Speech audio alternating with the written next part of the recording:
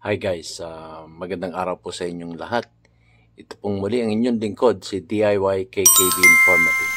At matutunghayan po natin si Sir Dado. Ito po yun sa Pinoy Survivor. At siya po ay in-interview ni Brothers Travelers sa kanyang YouTube channel. So, hindi muna siya nag-video o gumagawa ng vlog itong si Sir Dado sa ibang kadahilanan. Tunghayan po natin ang tagpong ito ng pag-interview ni Brother Travelers kay Sir Dado at ang kanyang full name ay si Captain Clemente Enrique ng Scout Rangers. Retired captain po siya ng Scout Rangers. So, eto na po. At bago po tayo magsapol ay nais ko po munang magpasalamat sa aking mga viewers at lalong-lalo na sa aking mga subscriber na patuloy na sumusuporta sa ating YouTube channel, DIY KKB Informative.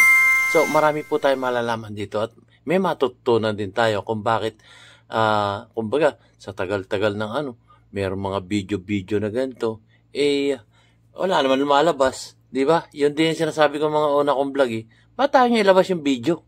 Yun, yung mga ganon. Kung kayo may ebidensya talaga, labas nyo. Yun ang mga sinasabi ko naman, kasi pag walang ebidensya, wala tayong walang kaso, di ba? So, ito na po. At wag na natin patagalin, guys. Ito na po si Sir Dado, si Clemente Enrique.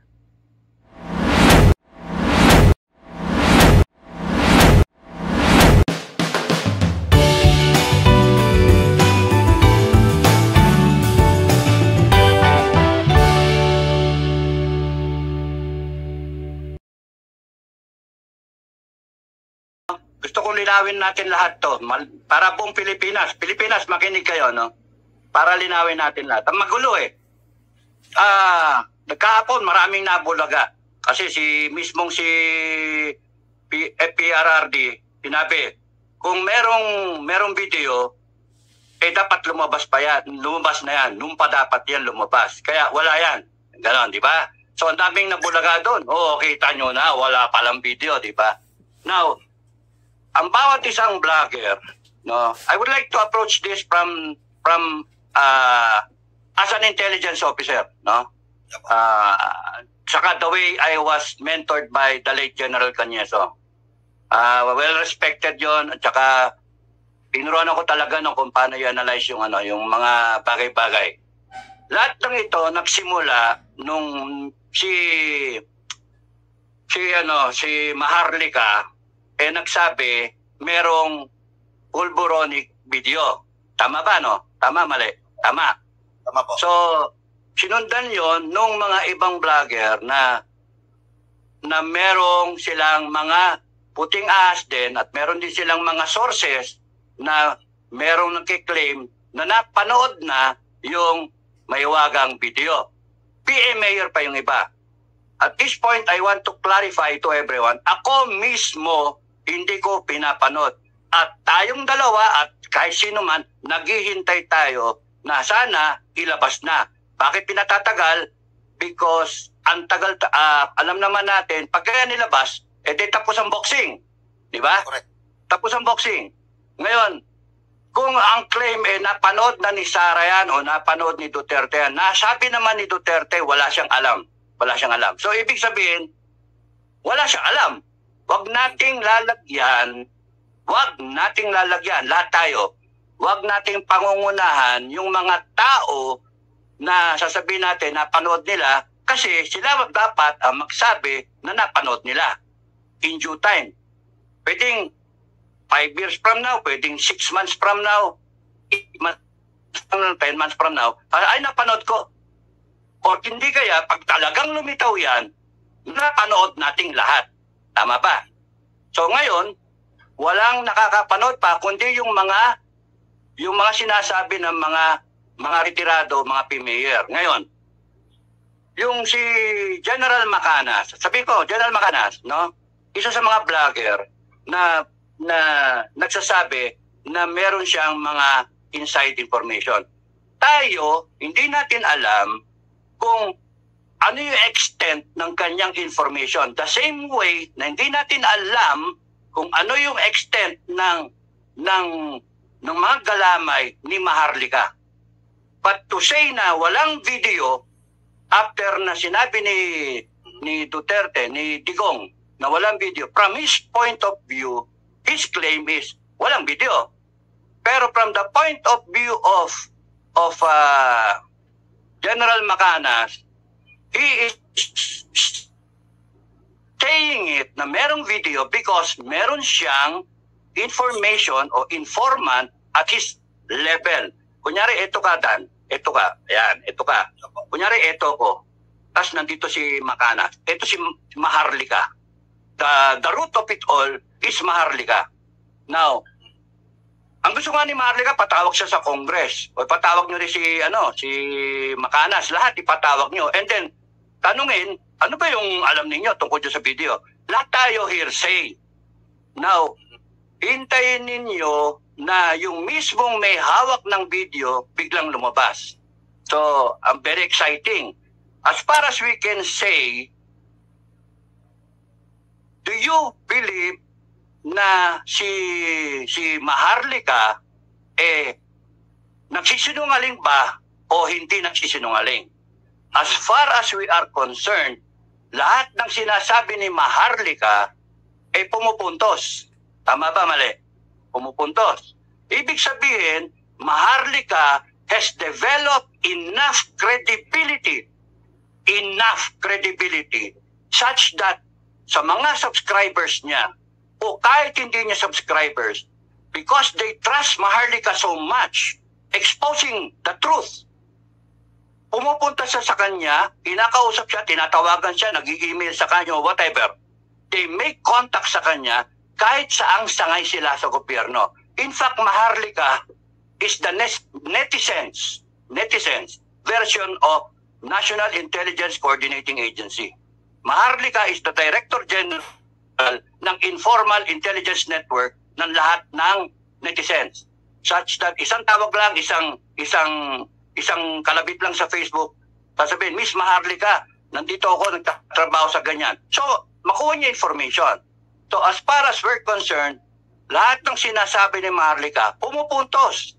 Kung baka mataas ang batting average ni Maharlika na doon sa mga nakaraan na exposure niya, kaya tama.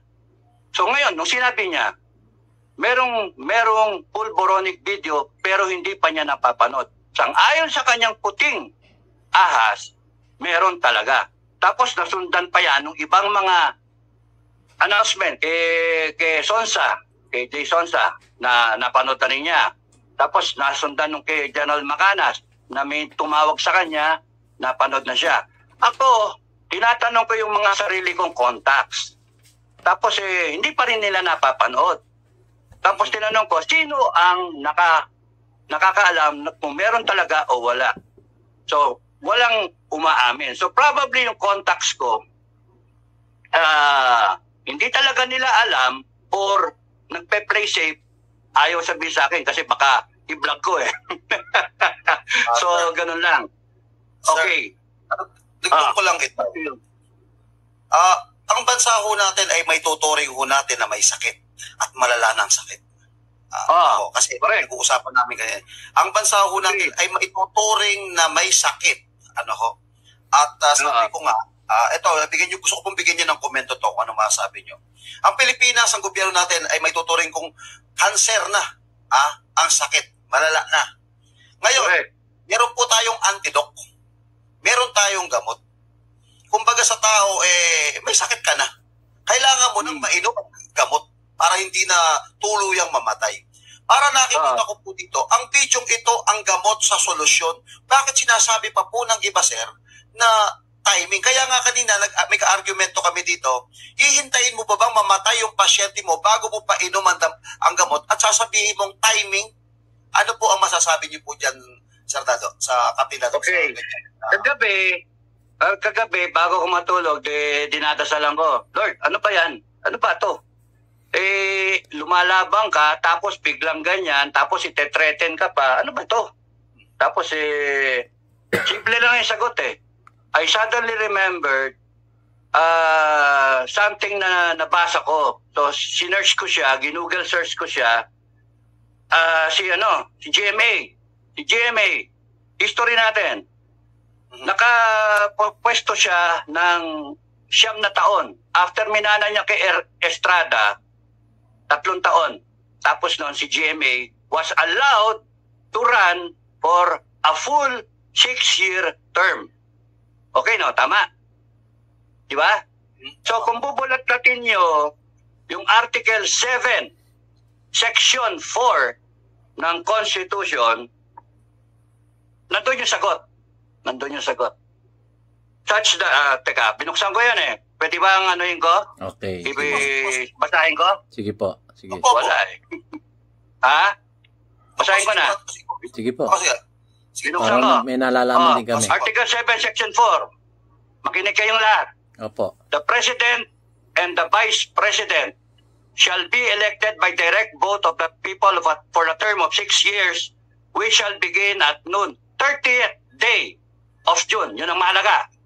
30th day of June. Next following the day of the election, and shall end at noon of the same date, 6 years thereafter. Full 6-year term.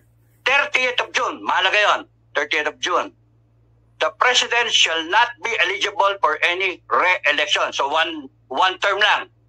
President, Vice President.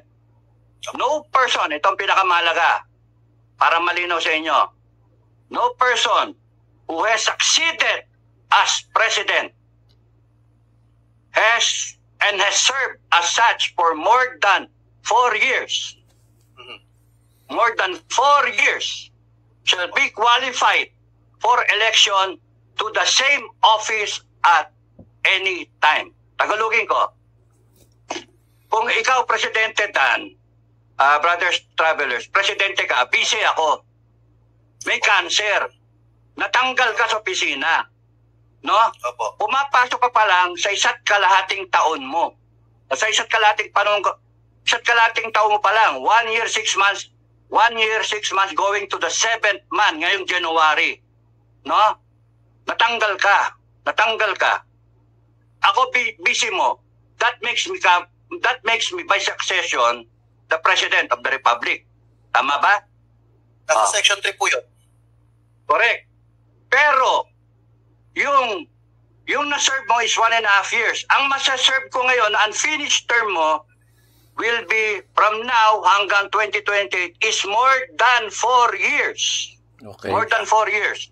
What does the Constitution say? If I serve the unfinished term for more than 4 years, I cannot run for re-election. I cannot run as the President of the Republic come 2028. My full year term, ngayon atap na ang taong bayan, na ngayon na. Ngayon ako, sinasabi ko sa inyong lahat, wag. Walang magkukudeta, walang mag-military junta, walang magpi-people power, walang mag-withdrawal of support ng military. Withdrawal of support lang tayo. Yung signature, manifesto. Okay. Slowly, but surely. As of galing. now, total mga 15 15 mil na. 15 mil. Komento Pati natin. yung So yun, yung kanilang ang pinag-uusapan together with Sir Dan ng Brother Travelers. Shout out Sir Brother Travelers, Sir Dan. Salamat sa pag-interview mo kay Sir Dado. So, sinasabi nga niya, may pattern na guys. May pattern. Dahil tayo gigil na, kagaya ng mga nakaraang vlog, bakit di nyo ilabas yung inyong mga ebidensya? Pagka walang ebidensya, walang kaso. So, yung ang pinag-uusapan dito nila, yung tungkol dun sa video, bakit yung sabi ng ating dating Pangulong Rodrigo Roa Duterte na wala yan. Nagulanta nga tayo, di ba? Uy, wala pala yan. Tapos, suportado rin ni dating Pangulong Rodrigo Roa Duterte itong si ating sitting president. So, ang sinasabi niya rito, parang yung pattern kay dating Pangulong Gloria Macapagal Arroyo. Busy siya noon eh. Tapos biglang na-impeach itong ating dati ring Pangulong si Erap Estrada. So, nung ma-impeach siya at maalis nagkaroon di umano ng mga withdrawal of support, ayun na, doon na nagsimula na umalis sa posisyon itong dating Pangulong Erap Estrada. Di ba? Nakulong pa nga doon sa ano yan di ba? Sa Tanay. Dahil nga doon sa impeachment na complaint sa kanya at nadesisyonan. Yun nga po ang sinasabi rito. Parang may sinusunod silang strategy. Tama nga naman. Sinasabi lang, pagka ikaw inanungkulan ng halimbawa 1.5 years lang at yung vice presidente nga pumosisyon, wala. Sa next election, hindi na siya makakatakbo. Ang talino talaga nito mga taon to. Na merong mga strategy na pinanunundan sila na kumbaga matanggal mga ito at maposisyon yung vice presidente at umabot nga yung susunod na election, pwede pang kumandidatong election. Pero kung ngayon mangyayari, hindi na siya po pwedeng kumandidato sa 2018. Yun po ang kanilang pinaliliwanag dito. Meron silang pattern. Talagang kaya pala yung mga ebidensya ng mga nakatago dyan, sasabihin fireworks, sinasabi nga rin ni Miss Maharlika na in due time, pagkahanda na ang lahat. Yung pala yung sinasabi nila dito. So ngayon, naintindihan ko na. Pero wala na sanang gulo.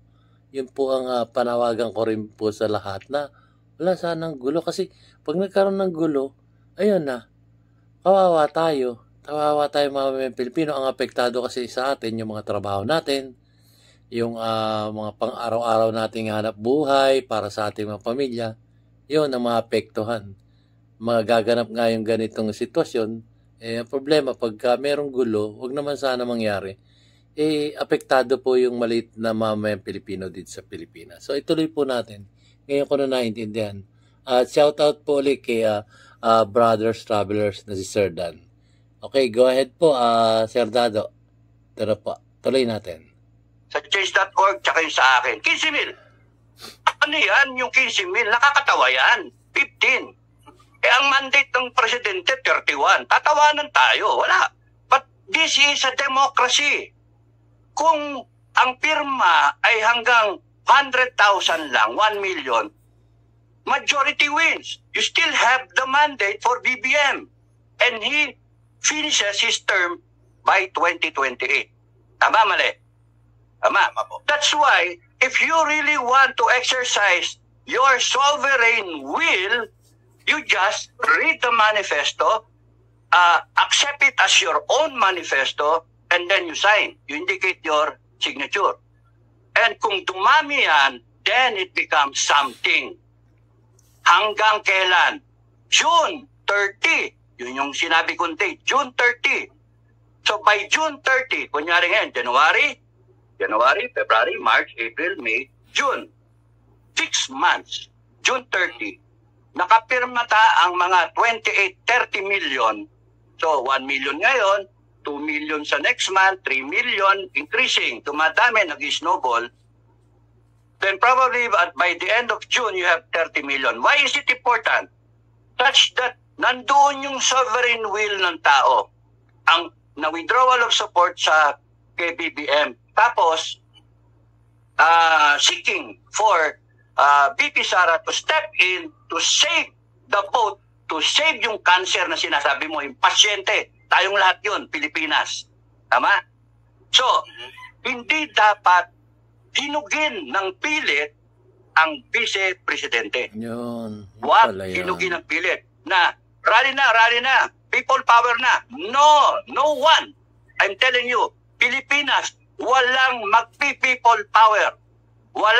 Walang magmi-military junta, walang magmi-military takeover, walang kudeta. Military, huwag kayong magwi-withdrawal of support. Malinaw, di ba? Let the people show kung ano ang gustong mangyari ng taong bayan.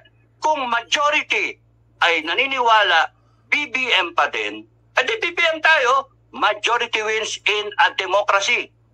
But by June 30, yun ang critical date, June 30, when the president has served his second year, meaning to say by July 1, that's less than 4 years. Okay. And then all of a sudden, the people has amassed that sovereign will na manifesto, then pwede mag-step up yung BP. Giving her 4 years, less than 4 years, by the end of 2028, she can run for a full term and making it 10 years. Okay. Pinahinog nyo ng pilit natin na pilit ang Vice President ngayon. What do you give her? You give her 4 years. And then, she cannot run for re-election. Okay, ganun pala. Gusto nyo ba yung vice? 4 years lang? Dahil sa katangahan natin, ganun pala yun. ganun pala. Ganun Ngayon, pala yan. paano ngayon pumapasok? Diba? Paano ngayon, nakakatawa, di ba? Exciting. Because we're all part of this eh. Ako, kagabi ko lang nalaman eh. Kagabi ko lang nakita. Salamat sa langit, no? Salamat sa Diyos. To God be the credit, no? Kasi yung manifesto, dinasal ko rin yun. Imbis na manifesto lang ng demands, ang pumasok sa isip ko, manifesto ng withdrawal. Nakakatawa nga eh. Wala namang pumipirme. 15,000 pa lang total, mga thereabouts. Napakaliit para sa 32 million. Napakaliit para sa 31 million na ma-supersede yung boto ni BBM na binoto ko rin. So, bakit man makakampi sa inyong military? Kasi kung ako galing sa military, ba't ko kayo kakampihan? Because the mandate is still there. 31 million. Diba? So, meanwhile, papasok yun, makikik in yung sinasabi kong senaryo na in-expound ni General Macanas.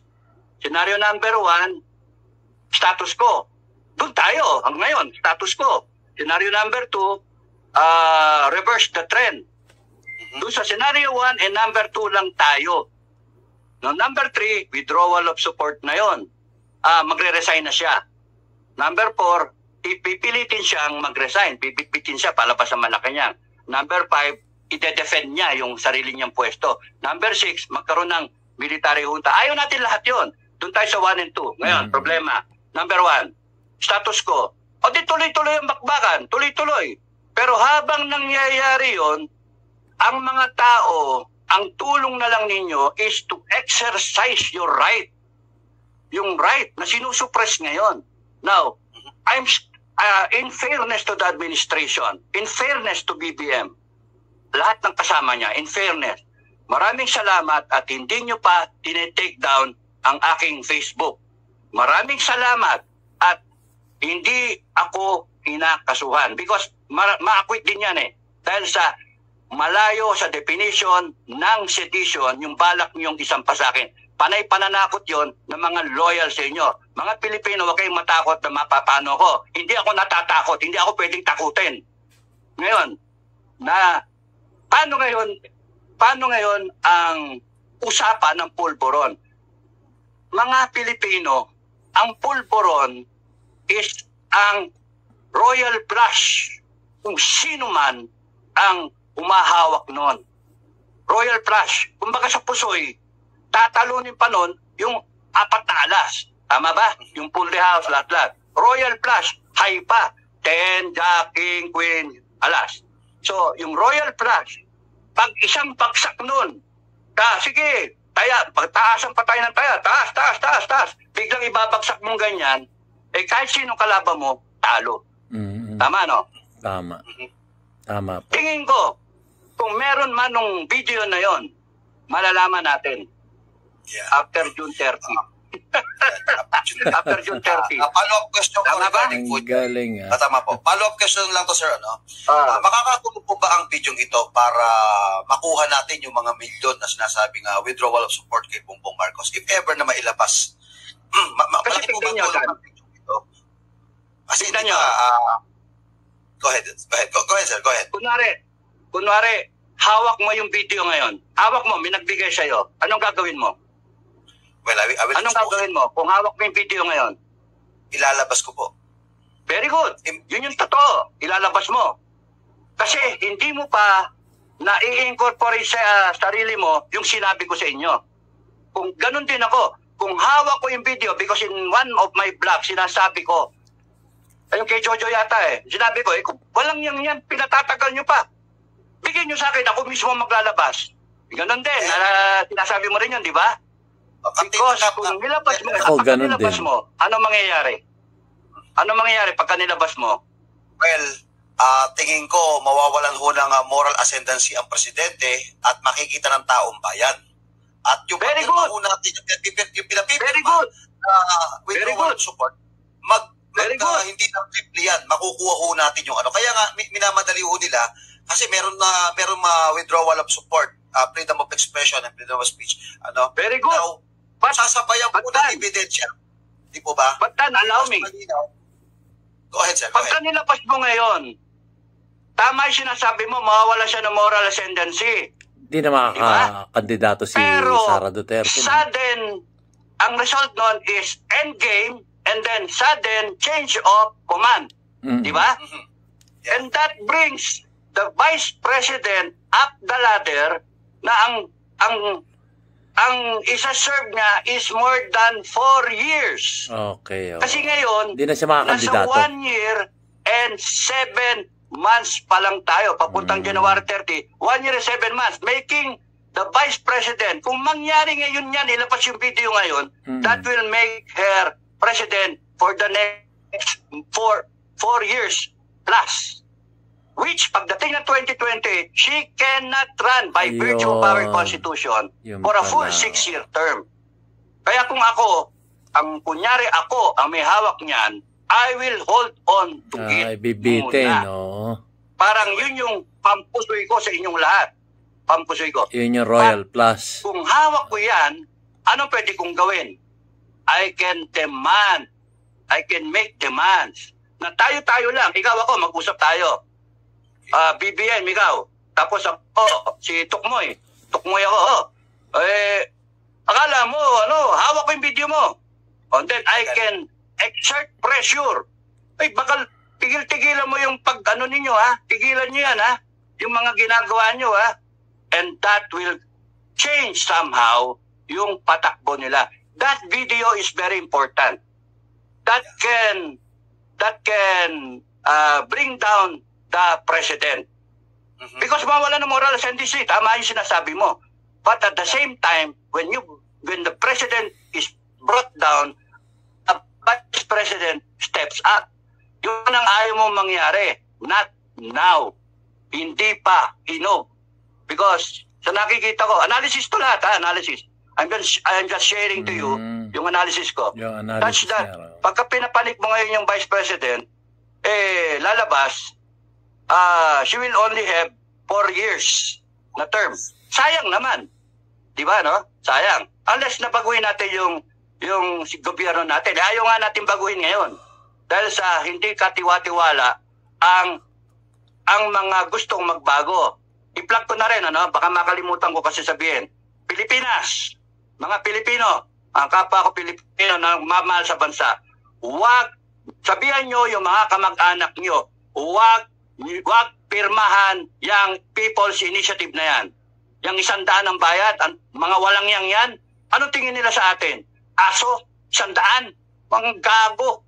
Mga walang yan. Sorry Sorry, pero walang yan Hindi, mali People's Initiative, ang gagamitin pera, pambayad 100, parang aso yung mga Pilipino. Tapos na ang pambayad ninyo, pera rin ng taong bayan. Mga walang yan kayo. Maraming salamat, Congressman Edsel Lagman. Maraming salamat. Saludo ko sa iyo. Maraming salamat. Pinatapatawad kita sa lahat ng kasalanan mo, whatever naging kasalanan mo. Kasi yung pagsalita mo na yan, malaking bagay para sa taong bayan. People of the Philippines, huwag kayong pumayag na yung mga kamag-anak nyo na nilalapitan ngayon para pumirma. Huwag kayong pumirma. Ayan. Para hindi mabago yung konstitusyon. Ayan. Yung sinasabi niya ditong pinipirmahan, ito po yung nilalakad ng Kongreso na tinatawag na People's Initiative. So, merong mga pirmahan daw, di umano, na lumalaganap dito sa buong Pilipinas na pagka yun ay nakakuha ng something percent sa buong Pilipinas, doon na lalakad yung People's Initiative. So, ang gagawin nila gagawa ng batas, tapos ilalahad sa, kumbaga, parang merong uling tatanungin yes or no ang mga taong bayan kung papayag ba sila na ganito ang magiging bagong batas natin. So, sasabihin lang kung yes or no. Yun lang ang sasagutin ng ating taong bayan. Pagkatapos nung makuha nila yung bilang ng mamamayang Pilipino dito sa Pilipinas para baguhin yung ating konstitusyon, yung batas natin dito sa Pilipinas. So, sinasabi nga niya, huwag kayong pumirma dahil yan yung tulay para baguhin nila yung batas. At ang gagawa at magbabago ng batas, itong Kongreso. So, yun po. Tinatanong nga niya dito, payag ba kayo o ayo hindi payag? Mahirap po yan kasi may questionable pa po ang Kongreso natin ngayon. So, marami pang katanungan biglang lalabas tong pagbabago ng konstitusyon. Medyo sa aking palagay, mahirap po yung ganoon. So, ituloy po natin kung ano yung kanilang mga usapan dito. Kasi, tsaka na lang natin baguhin pagka maayos na yung Congress. Yun. Now, balik ako. Yung salita ni President Duterte, redirection. Yan, tandaan niyo yan. Redirection. Teka, tumigil muna kayo sa video. Huwag nyo nang pakialaman yung video. Wala naman yan eh. Yun yung message. Wala. Wala na yan. Doon kayo mag-focus doon sa sinabi kong original na problema. Congress. Congress. Yung pera. Pasagutin yung Congress. Yung Resolution 10 na yan, yung certificate, liquidation by certification na yan. Tapos nun ano yung nangyari doon sa sukli, doon sa balanse ng travel expense. Kasama ba yan, in part ba yan doon sa binayad ng 632 million na 2 milyon kada congressman na parang pamasko? Tama ba yun? Pamasko ba yun? Sagutin nyo, Congress. Yun yung issue, doon tayo. Because, huwag na natin pansinin na muna yung presidente, bugbog sarado na yung presidente. Huwag muna, hayaan mo na. Because, may message din ako sa presidente, yung Congress at saka Senado, yun ang puntiryahin ninyo. Bakit? Congress and Senate, you have 6 months to show to the Filipino people na you are worthy of our trust and confidence. Kayo, mga senador at mga congressman, kahit patawag nyo ako, sorry, in advance, babastusin ko kayo because you are not honorable. Sorry in advance. Kasi tignan ninyo, yung mismong resolution number 10, ayaw ninyong sagutin. Ginagawa nyo kaming tanga. Sa ngayon, you have 6 months na ayusin nyo sarili nyo, pick up your character, kung saan pa talaga kayo. Masama ba ako? Mabait ba ako? Masama ako? Mabait ba ako? Para ba ako sa taong bayan o para ako sa sarili? And you answer that question. You look at the mirror. You look at yourself. And then, sabihin nyo sa sarili niyo, para ako sa taong bayan. At mula doon, Congress at Senate, kayo mismo, you divide yourselves from the rotten apples. Yung mga bugok na itlog dyan, somebody sa Congress at sa Senate, tumayo kayo, sabihin nyo, mali naman talaga itong Resolution 10. Ayusin na natin. Congress and Senate, binibigyan ko kayo ng avenue. Ako mismo, binibigyan ko kayo. The Filipino people will follow. No? Basta sa akin, tapusin na natin itong kagaguhan ng Pilipinas. Ha? Kakagalit na kayo eh. Tapusin na natin. At kayong lahat Pilipino, kaya nating tapusin yung problema ng Pilipinas. Ayusin na natin. Napag-iwanan na tayo. Kaya gawin na nating Singapore itong Pilipinas, gawin nating Japan, gawin nating mga kapitbahay natin. Kaya natin. Ang problema, tayo kasi tatanga-tanga eh. Naloko tayo eh. Niloloko tayo, binubudol tayo. Nakailang budol na tayo eh. Ilang taon eh. Congress and Senate, may pagkakataon pa kayo linisin yung sarili ninyo sa amin, sa mga mata namin. Ipakita Tama. ninyo yun. President of the Republic, BBM, you have 6 months.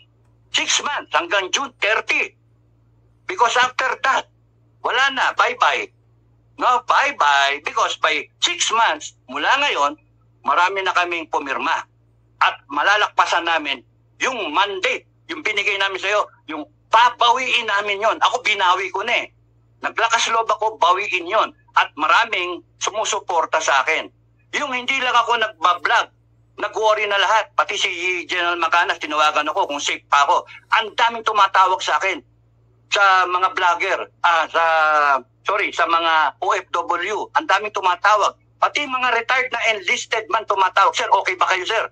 Nandito lang kami, sir, susuporta. Kikilos kami pagkakikilos kayo. Eh, sabi ko, walang kikilos, wala. Because mamamadali. Walang kikilos. Huwag natin bigyan ng problema yung Armed Forces. Ang Armed Forces, ang message ko sa inyo, intact lang kayo. Intact lang kayo. You protect the Constitution, the duly authorized power, the President, and down the line, you protect the country, you protect the people. Nandun lang kayo, Armed Forces, buo kayo. Huwag kayo magwawatak-watak. Because time, 6 months from now, hinug na. May hinug na eh. If you get what I mean. Tapos, Mr. President, you have 6 months. Mr. BBM na lang. Sa akin, BBM ka na lang. Meron kang 6 na buwan para ayusin ito. 6 na buwan. Whether you will go down in history as the worst president in the Republic of the Philippines, the worst president in our history, or you go down thinking that you are a Filipino and you tried somehow to redeem the Marcos name. So, nasa iyo yung choice. Yung 6 na buwan na yan, gagamitin mo pa ba para isuppress ang taong bayan? Yung 6 na buwan ba yan, gagamitin mo para hayaan yung ibang tao na hindi binoto na siya magpapatakbo ng gobyerno?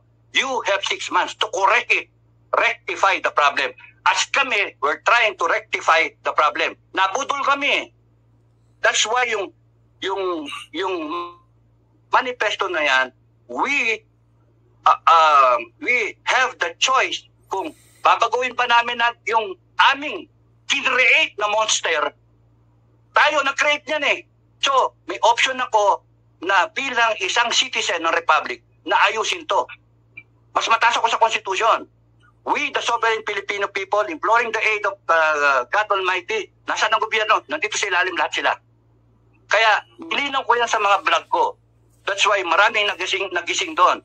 We, the sovereign Filipino people, huwag kayong magpapatakot. Because tayo, mas mataas bilang tao, bilang Pilipino, mataas tayong lahat. Kaysa sa kahit sino yan, kahit sino. Even the armed forces, buong armed forces yan, maniniwala sa taong bayan pagka nakita nila yung sovereign will ng tao.